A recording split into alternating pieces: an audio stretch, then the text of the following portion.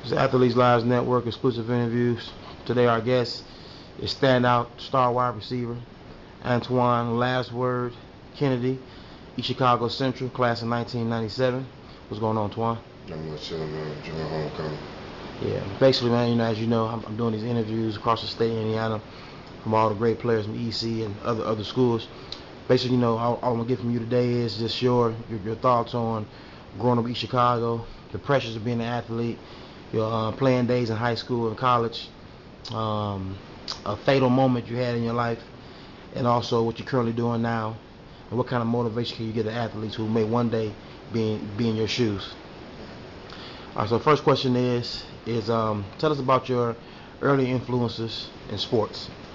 Well, early on, as far as influences, I really didn't have to look too far than my family. I heard a lot about how good my grandfather was, my uncles, and I saw my cousins, my brothers, everybody, they did well throughout high school and, got to go into college and play also. So I took a lot of influences basically from my family. Okay. Like you said, now you had grandfathers, you had uncles, right? Uncle Sid, Uncle Rob, Uncle Duke. So kind of going to play with them, was a lot of pressure on you, or was it just kind of a easy transition? I wouldn't call it pressure, more or less. With my family, football is just what we do. I mean, it wasn't a thought process behind it. Like I knew I wanted to play football. First time I did it, I loved it. Basketball, I was athletic, so I was able to play it, but I never really had fun playing basketball. So I mean, it wasn't pressure. It was more like, I was expected to play, and that's what I wanted to do. Now, as we all know, in the city of Chicago, your family is heavily involved in sports. Um, what did you want to accomplish as an athlete growing up after coming behind, Bob Gillis, Dino, Chris, and so on? Basically, I feel like, from my uncles to my brother, could have all played professional football. At some point, something went wrong. My uncle Duke actually got to play for the Kansas City Chiefs, but um, he got jumped or something like that happened. He got blind in one eye and ended up not being able to further go on with his NFL career. So I feel like the next step was for one of us to play professional football, and that was my goal, to be the one in the family to make it to the NFL and to help everybody else out.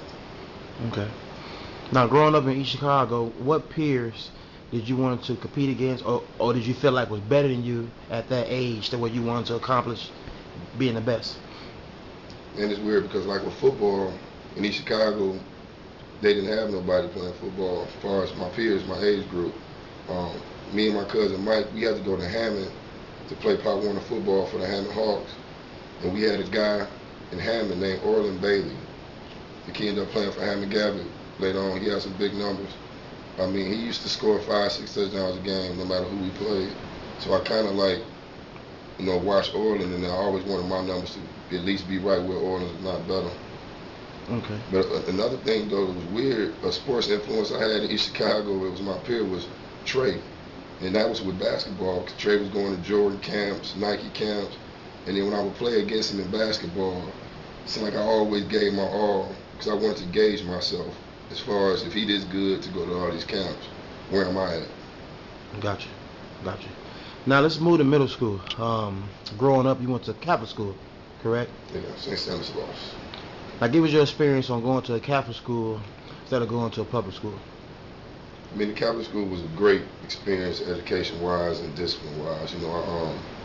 I really didn't know nothing else but Catholic school because I was in there from kindergarten until like the first semester of 7th grade. It was a lot of discipline. I mean, it was all about doing your work.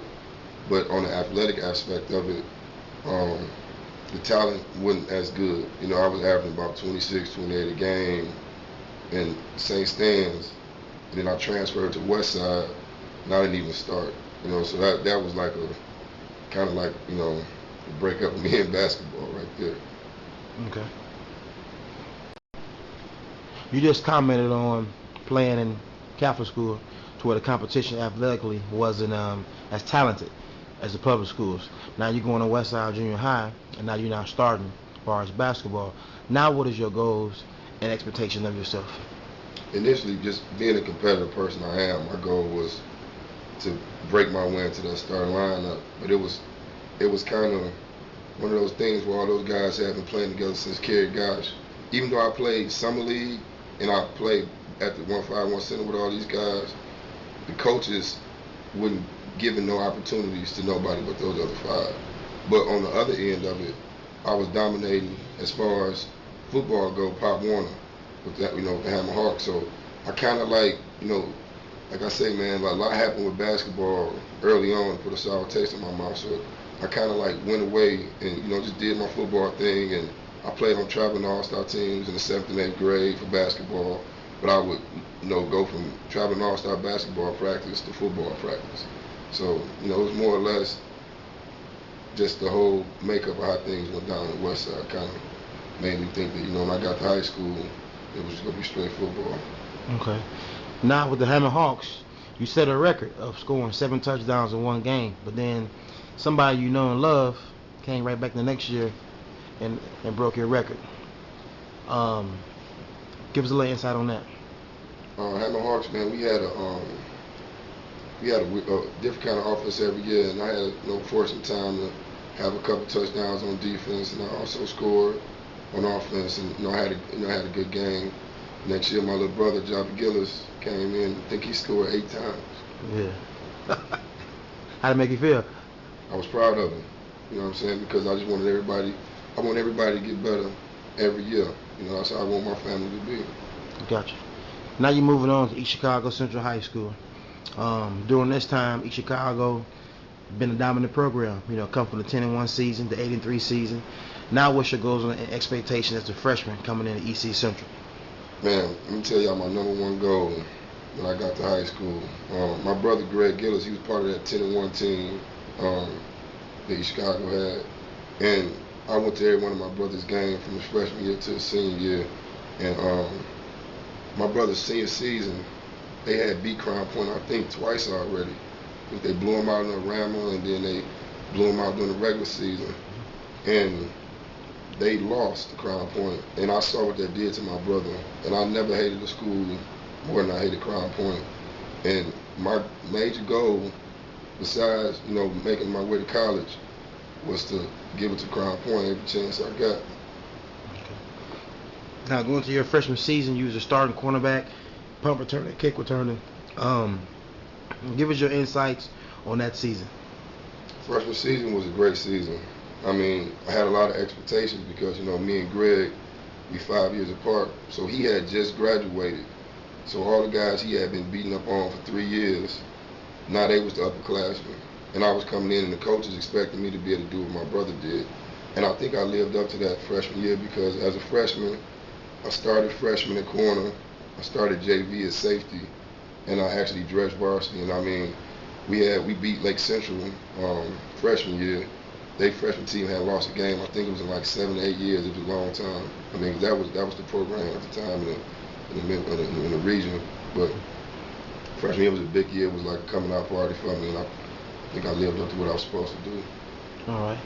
Now your freshman season, as we all know, you were 5'6". In sophomore year, you go to 5'10". Now, what's your expectations? Because now you're growing. Give us a little insight on that. The growth part was expected. I was figuring I would get to at least 6'2", because my oldest brother, Antwan Kennedy, everybody knows him, high rise. He was about 6'2", 6'1". My dad 6 feet. And I had relatives that were 6'5", 6'7". So I was kind of down on myself freshman year being 5'8". I was kind of a small, quick guy. I played corner, safety. I did all that. Sophomore year, grew 5'10", kept the same agility. Was a little bigger, so I was able to be more aggressive, and it added to my game. But for some reason, my sophomore year, I'm not going to say the guy, but the quarterback of varsity, even though it was a better opportunity for that team to make that team better, he decided that he didn't want me to play wide receiver. He didn't want a sophomore playing receiver. Not going to play that, because I remember that. I remember Coach Richards wanted you to play varsity sophomore, so you can gain a lot of experience. And I remember John Massey making that statement that he didn't want no sophomores playing with him. How did it make you feel? To me, that just showed me that I didn't want to play with a guy that was a bad decision maker like that. I don't care if you're a freshman. I want the best player on the field. And I mean, I'm pretty sure that's something we're going to touch on later, because that was something that turned around later on my senior season, where I wanted a sophomore to play and other guys didn't. You know, so I mean, I just feel like, you know, the quarterback making bad decisions like that, then I don't need to be on the field with him. And you know what? Out of all the years I played at Central, the one year that sticks in my head as far as records is that year we went 1-8. I mean, I played a lot on defense. Yeah, but we went 1-8, and I'm watching guys, you know, drop balls, can't get open. And I'm locking them down in practice every day at corner, you know, kind of laughing at him, you know, and making a statement to him, you know, picking him off in practice. So I mean, that was like an angry year for me. Gotcha. Now your junior year comes. As we know, again, from 5'10" to 6'4", amazing growth spurt. Now you're a wide receiver, big time wide receiver. Now go into your insights on what you want to accomplish as a junior. Yeah, junior year, like, you know, we all know, like, you know, everybody want to think they're good, but going into my junior year when I found out that I was exceptionally different. You know, I was 6'4". We was going to 7-on-7 passing camp, playing the best teams in Illinois. I was scoring 4 or 5 touchdowns every game. I mean, just doing whatever I want to do. So I would go home and just kind of, you know, me and my grandfather used to talk a lot about, you know, after every practice, scrimmage. And I just told my grandfather, like, man, like, can't nobody guard me. Like, this is too easy. I mean, I remember us playing Thornton, and I was scoring like 3 touchdowns on Randall, and both of the Randall brothers, Curtis and Antwan Randall. And just kind of, like, knowing these guys had these big names and just doing what I wanted to do to them. So I just, man, I feel like with that team that we had and the players that I grew up with, you know, I really wanted to, really thought we could win state. I mean, and we were more like a family, because something we didn't touch on is that early on in our high school careers, we all thought about transferring because it was just too much talent on that team. And we saw it at a young age and kind of feel like we needed to branch out somewhere else, but we all decided to stay together, so this was it. You know, this was our chance to win state. Now, real quick, let's go ahead and touch on that, because I was part of that possible transition. What reasons did you feel like you had to transfer? Well, you know, after our freshman season, like I said, a lot of talent showed up. You know, Carl Biddens, myself, Marcus Reeves, Mike McGee. We've had a guy by the name of John Harris. A lot of people don't know about him, man. This dude was amazing. Was crazy, man. What was it, Corey Perkins? Corey Perkins. Corey Perkins was like 6'3". A freshman. Ran a 4.4 as a freshman, wide receiver. He went deep every play, could nobody guard him. Yeah. You know, we had, Austin was good. I mean, you name it, we had good players. I mean, all the way around. I mean, I'm up against a PJ. I mean, you name it. I mean, like, it wasn't enough balls to go around. And at the same time, Coach E had just left. So, kind of thing that we was thinking about is the best move would be Bishop Nova. Because Bishop Nova had a couple pieces, but they didn't have the full puzzle. And then they had a great quarterback in Pierre Dumas. Pierre Dumas. So, you know, that was going to be the move we was going to make.